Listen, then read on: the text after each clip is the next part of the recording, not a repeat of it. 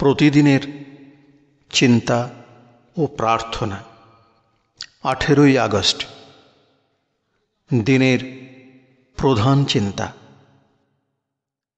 আমরা যখন নিজেদের গুণাবলীর সদ্ব্যবহার করি এবং সেই উন্নত সত্তার স্পর্শ পাই, তখন আর আমাদের আনন্দের অভাব হয় না। মুখস্থ করা যায়, ওগো দেখো তুমি, এসেছেন তিনি, আছেন দাঁড়াইয়া তব দ্বারে। হইলে কি অন্ধ তুমি আনন্দ উল্লাসে, করিল কি পাগল তোমারে আবেগ উচ্ছ্বাস। এসেছেন তিনি, ওরে দিও না তাহারে করিতে অপেক্ষা, দাঁড়াইয়া তোমার দুয়ারে।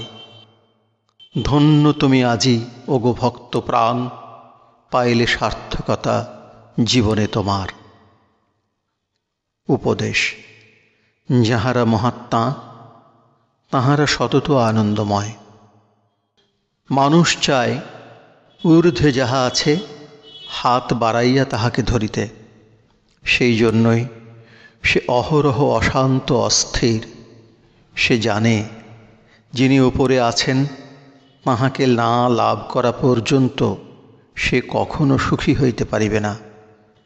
পার্থিব সম্পদ মানুষকে আনন্দ দান করিতে পারে না, কারণ তাহার অন্য ধনের প্রয়োজন। এই জ্ঞান ও অনুভূতি একদিন আমাদের হইবে।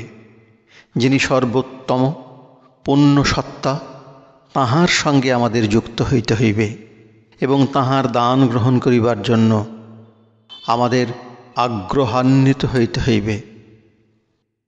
আমাদের অন্তরাত্মা হইবে উর্বর জমির মতো, তার মধ্যে আনন্দের বীজ বপন করিয়া জীবনকে আনন্দমণ্ডিত ও সফল করিব।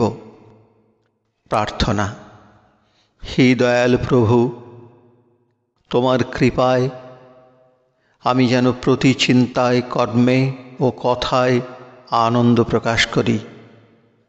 আমি যেন কখনো বিষণ্ণতায় বা নিরানন্দে অভিভূত না হই।